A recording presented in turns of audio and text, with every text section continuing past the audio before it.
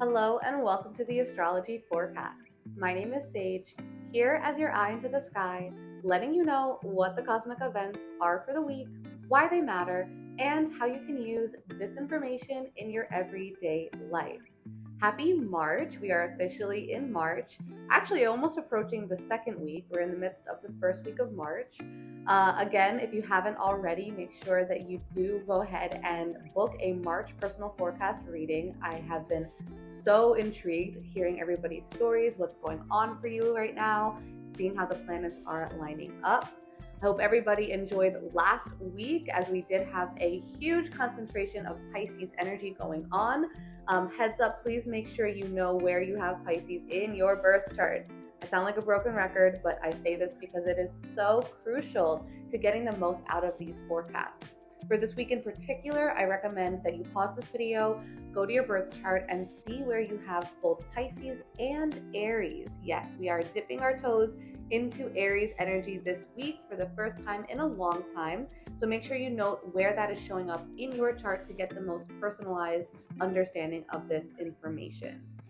Quick reminder again for all my Pisces babies out there, whether it is yourself or a loved one, I am still offering 50% off of solar return chart readings and 30% off of birth chart readings. So if you are interested or if you have a loved one that you know would benefit from the information shared in a reading, make sure you hit the link below and book a reading with myself. Again, that is a special birthday gift discount for all the Pisces sun signs out there. Again, if you are interested in joining us this summer, so excited to be venturing off to Utah with both Sam and Alexis, my co-hosts. Both of them are the creators of Soulflower Retreats. And we're going to be stargazing under the dark sky in the Utah mountains. It's going to be absolutely spectacular.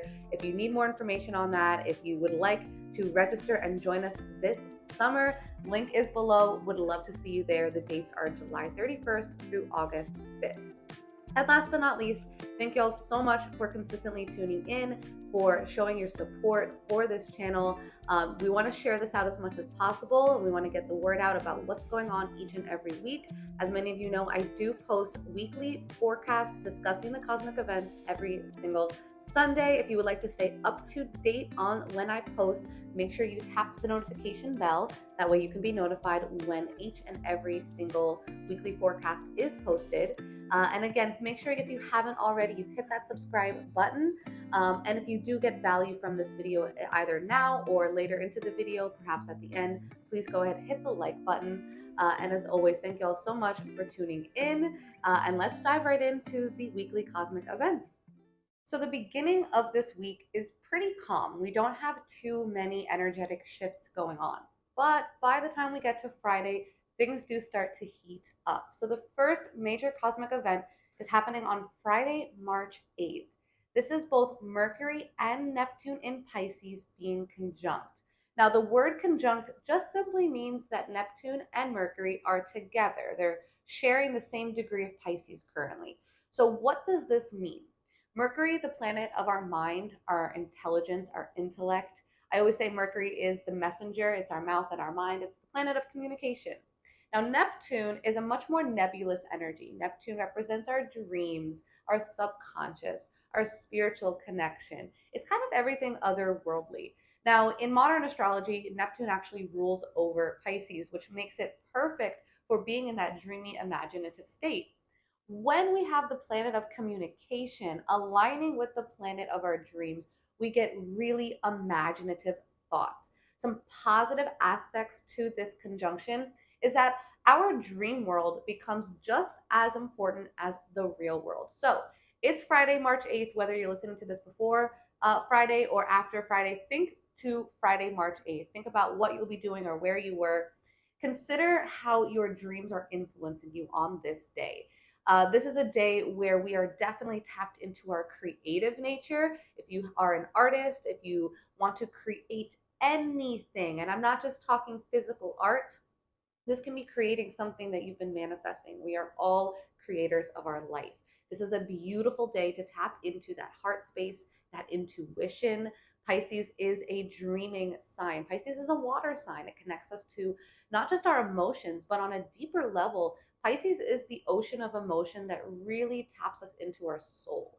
And so when we've got this huge influx of Pisces energy, as we've been experiencing, right? This is not the first time for this month that we've experienced a huge concentration of potent Pisces energy. But on Friday, we've got this major alignment between these two planets in the sign of our creativity, of our dreams, and of our imagination. Now, some things to be aware of during this day is that oftentimes when Neptune is involved, things can feel a bit confusing. There can be a sense that nothing is as it seems. You know, with Pisces, we tend to live in the world of our illusions. Illusions can be amazing for creating and drafting up that which we desire. But when we try to then translate that over to the real world, sometimes we find some hiccups along the way. So just be aware that nothing is as it fully seems on Friday, March 8th. Information might be not completely transparent. We might feel like we're walking around in a daze, like we have rose colored glasses on and we're looking to see things in a positive way, in the best light possible. That's not always true. And unfortunately, on this day, sometimes those things can get the best of us. We can almost take on a sense of naivety where we're not aware of what we need to be aware of. So pay extra special attention, dot your I's, cross your T's, tap into the feeling space on this day. This is the biggest piece of advice I can give for Friday, is to make sure you listen to your emotions, because the water energy in the air is so potent. We really want to tap into our emotional energy body and see what information we can gather from that. Mercury is the planet of information, but in the case of Pisces, it's on a much deeper note. The information is coming from a much more inner place. And so meditation is a great thing to do on this day. Anything that involves art, creativity, tapping into music, poetry. Again, all of these are very mercurial things as well as Neptunian things. And being in the creative sign of Pisces, we really want to harness this energy for the good. Just being aware that there can be a bit of a deceptive energy that we want to be aware of and to guard against. Now, the second cosmic event for this week is happening just 2 days later on Sunday, March 10th. I don't usually discuss the upcoming Sunday on the previous week's forecast. However, we do have a very important new moon approaching, and so I felt it best to speak on this ahead of time so we can prepare ourselves accordingly. Now, on Sunday the 10th, I'm not diving into the new moon yet. We will get into that afterwards. First, we have Mercury doing some more things. So again, on the 8th, Mercury was, of course, in Pisces conjunct Neptune. That was essentially like the finale of Mercury's time in Pisces. It's been in Pisces for the last 3 weeks. That's about as much time as Mercury typically spends in a sign.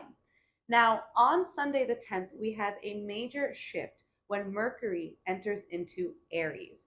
Now, Mercury being in Pisces was slightly challenging, but very nourishing in another sense. So this was a time when we were tapping into our intuition, into our soul's language. We were really reading the language of our inner world when Mercury was in Pisces. We were downloading the empathy, the codes of empathy that Pisces emanates. And again, that might be a mouthful, but just understand that Mercury in Pisces really connects us to society as a whole on a much more deep, emotional, much more soulfully connected level, like human to human type of energy. Now, when Mercury enters Aries, we sort of enter into a whole new atmosphere because Mercury is now going from a water sign to a fire sign. So understand that when we make this shift, we essentially kind of restart the cycle. And again, Aries being the first sign of the zodiac, we especially are taking on some new beginnings with this energy.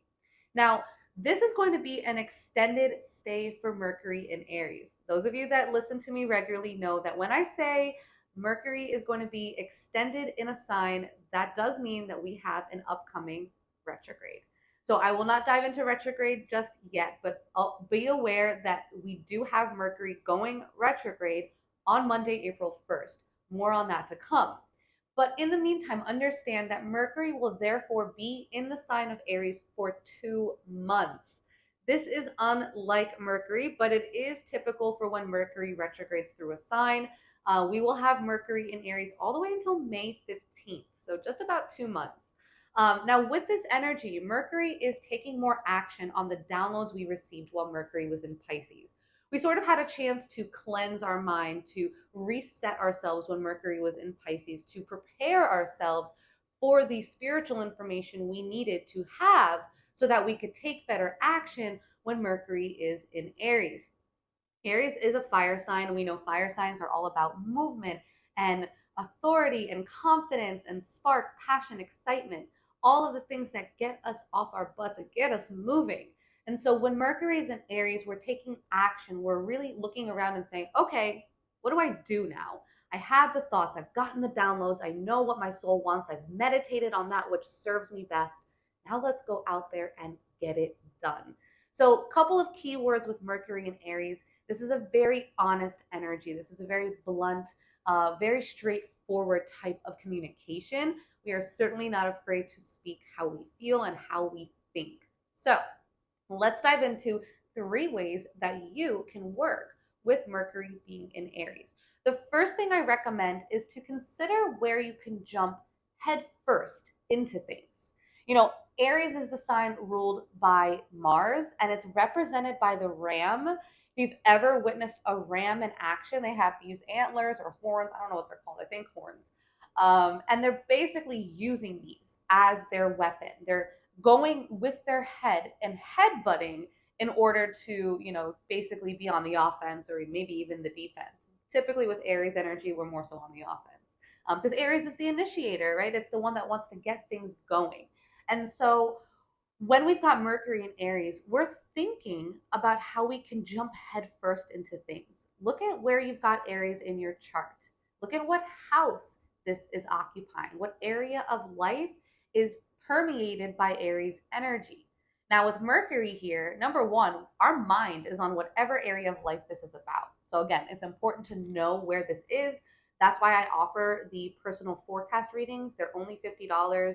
March, it just began. If you are interested in understanding where Mercury is showing up for you, make sure you click the link below and book a reading. But again, understand that this is what our mind is going to be preoccupied on. And not only that, but really look at where you can jump headfirst into this area of your life. Is there a way or a person or an idea, something that gets your mind working and makes you want to be the pioneer, to be the leader, to take that initiative that Aries energy represents and put it towards either maybe learning something, teaching something, or just even simply studying something, having conversations around something that really gets you excited. Again, fire energy is that spark of excitement and passion, but also it's what makes us want to take greater action. So that's number one. Number two, have brave conversations. I know we don't like conflict, but if you are the type of person that doesn't enjoy conflict, maybe you have a lot of Libra in your chart or even some Pisces in your chart, maybe you've got a lot of earth energy and you're like, I don't got time for that. Again, Aries is the sign that is okay with the chaos. Aries is ruled by the planet of war, Mars, the god of war and battle. And so Aries is cool with conflict, right? This is why Aries is opposite to Libra, the sign of peace. No coincidences here. Have brave conversations. Say what needs to be said. Aries is okay with being blunt. Yes, this can get us into trouble because that fearless energy can be so forward, so straightforward and direct that maybe sometimes it can be slightly aggressive. Pay attention for that. Be aware of that. If you feel like maybe you have some fire within you and you're ready to speak your mind, Aries tends to like to jump first, think later. So maybe do take a second to think just so that way you don't get yourself into a bigger mess. Be conscious and aware of your words being very harsh, but on the positive, know that this is an opportunity to speak your truth. Our throat chakra is like a flame with this bright Aries energy that says, say what needs to be said. Don't be afraid to speak your mind. This is what Mercury and Aries represents. So have those courageous conversations, whether that be with a person in your life or even with yourself. If there's something you've been afraid to do, to tackle, maybe a topic of study that you've been wanting to learn about, but you just haven't been ready, this is the opportunity to jump headfirst into that and also be okay with saying the truth even if it feels a bit harsh or a little bit more fiery than normal.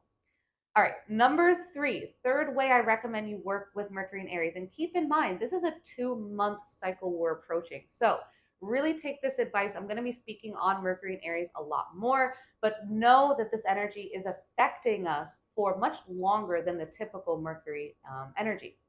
So the third thing I recommend is to really look at what's ahead of you. See, Aries is the first sign of the zodiac, so we don't have time to look in the rear view mirror because let's be honest, there's nothing behind us when we're talking about Aries energy. It's the first sign.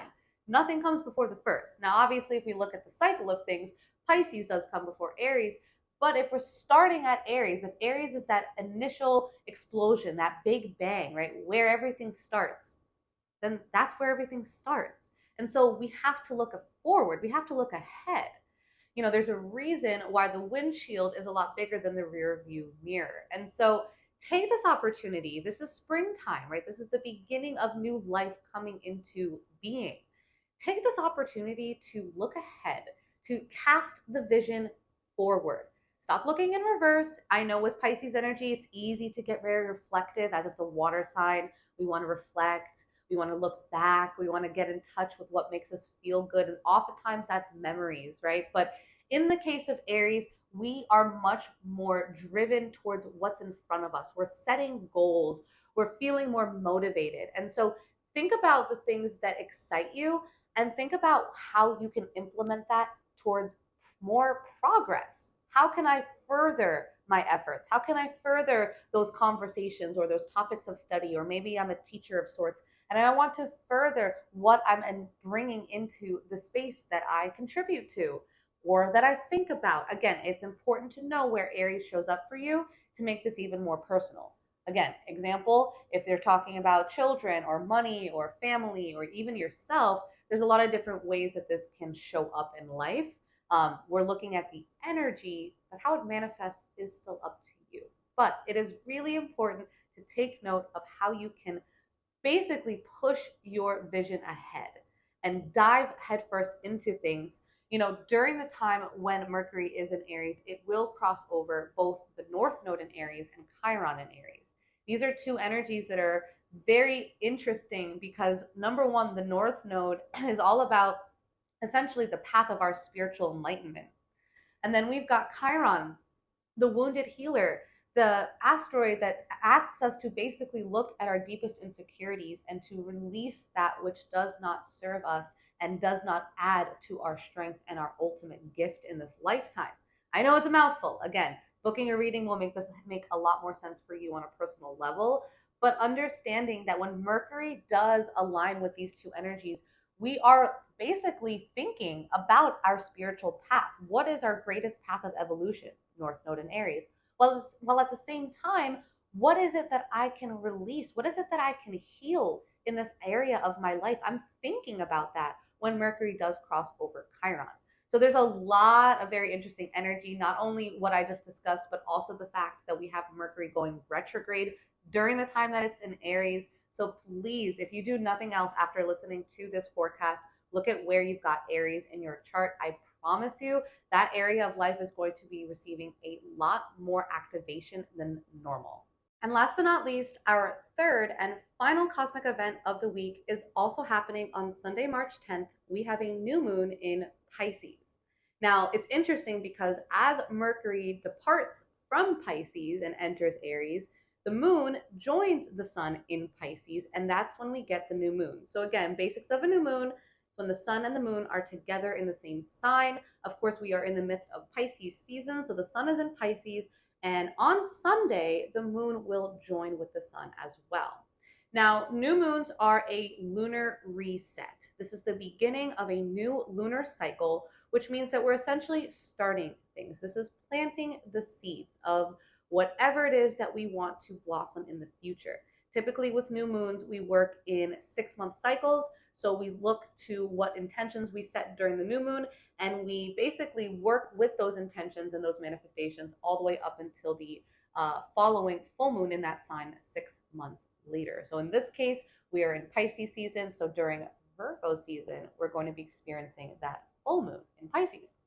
But more on the new moon this weekend. So again, I don't typically talk about Sunday's forecast on the previous week, but I will reiterate this next Sunday as well. However, it's important to be conscious and to be prepared of what you can expect this weekend and how to work with this energy ahead of time, as often we do kind of feel the lunar energy even as it approaches that day. So with the new moon in Pisces, couple of things to note.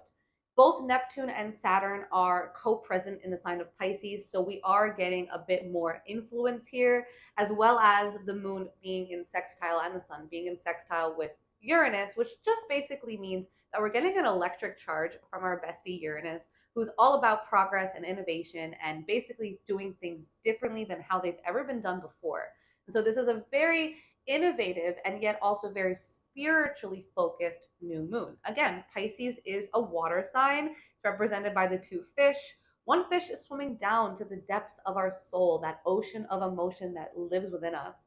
The other fish is swimming up to the surface of enlightenment, of basically swimming towards the light, which is our soul and our consciousness higher evolution. And so, a couple of ways we can work with the new moon in Pisces. I want to basically really reiterate one more important thing before I actually dive into those three ways you can work with it.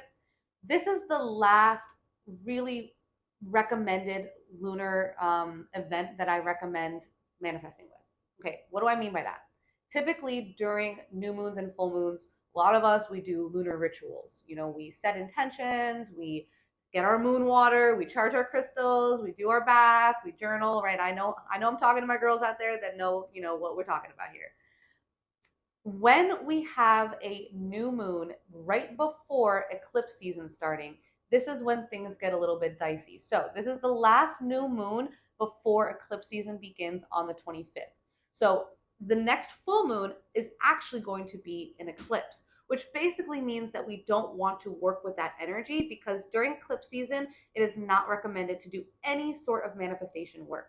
So this is really the last new moon, the last lunar event that I recommend you work with in terms of manifestation practices up until essentially we are done with eclipse season. So that's going to be end of April. So really, this is the last opportunity for like about 2 months that you can really work with this lunar energy. And what better energy to work with than Pisces, the sign that connects us to our soul, our intuition, and just our inner world in general.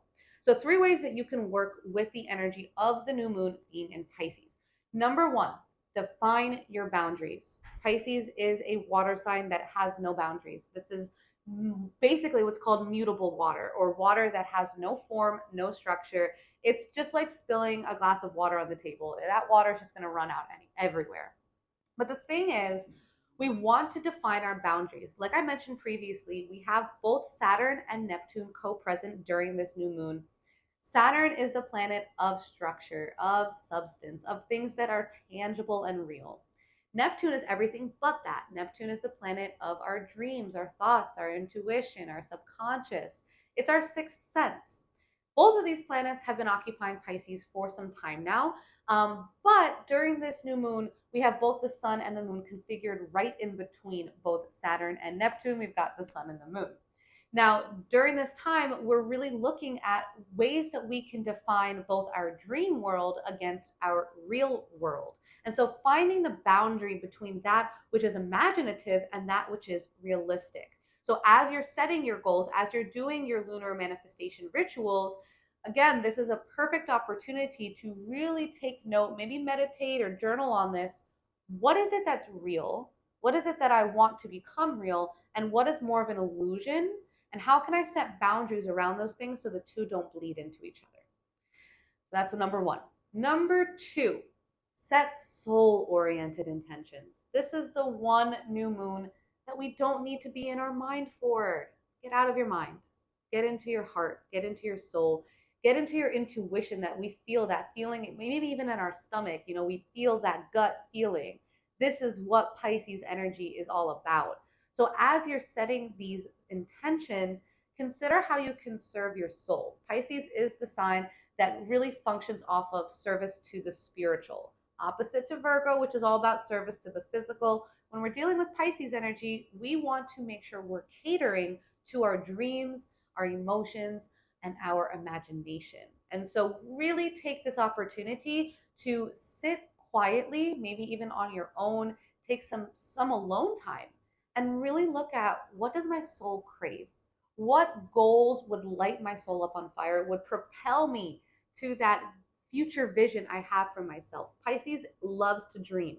So dream and pay attention to your dreams. That's another thing I recommend. Please note your dreams during this time, especially as you know, the end of the week, we've got that Mercury Neptune conjunction in Pisces, followed by the new moon in Pisces. There's a lot of Piscean energy, which again, Pisces relates back to the dream state. And so pay attention to the messages you're getting from your dreams and use those messages as fuel to set those more soul oriented intentions. And last but not least, the third thing I recommend, very simple, get creative. Now, this can look like a multitude of things. You might be an artist and you want to paint a picture of your most Piscean vision possible, all of your dreams on one canvas. You might be an artist when it comes to music and you decide you want to create something musical that represents how you're feeling or whatever goals and visions you have for yourself. This can simply be you creating your life. Again, new moons are all about planting seeds. So be the artist holding the paintbrush. Allow those brushstrokes to be your manifestations, to be the intentions you set, and get creative.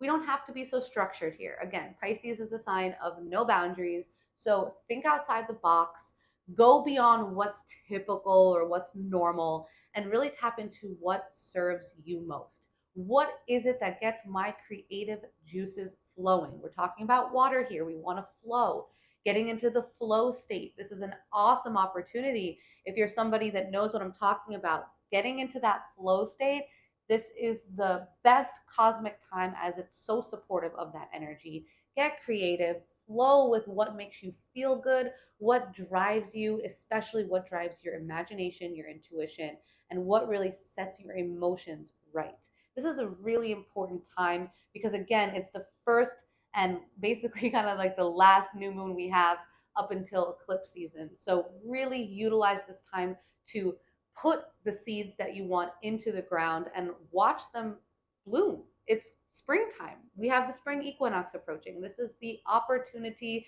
and the season of blooming. Allow yourself to bloom where you're planted, so to speak. So this really wraps us up. We have 2 more weeks left of Pisces season. Again, if you or a friend is a Pisces and you are looking to get more insight on your solar return chart, aka your birthday chart, it's a 1-year chart in effect for only a year. Or maybe you or a friend's a Pisces and you want a birth chart reading. You want the full effect of astrology. You want to understand your cosmic blueprint. 50% off solar return readings, 30% off birth chart readings. And if you are not a Pisces, don't worry, I got your back. When your season approaches, just know the same gift will be offered to you. So again, thank you guys so much for tuning in. If you got value from this video, hit the like button. If you have any insights and feedback that you would like to share, please go ahead and comment. I will be sure to read all of those and respond. And as always, have a beautiful week. I will catch y'all again next Sunday.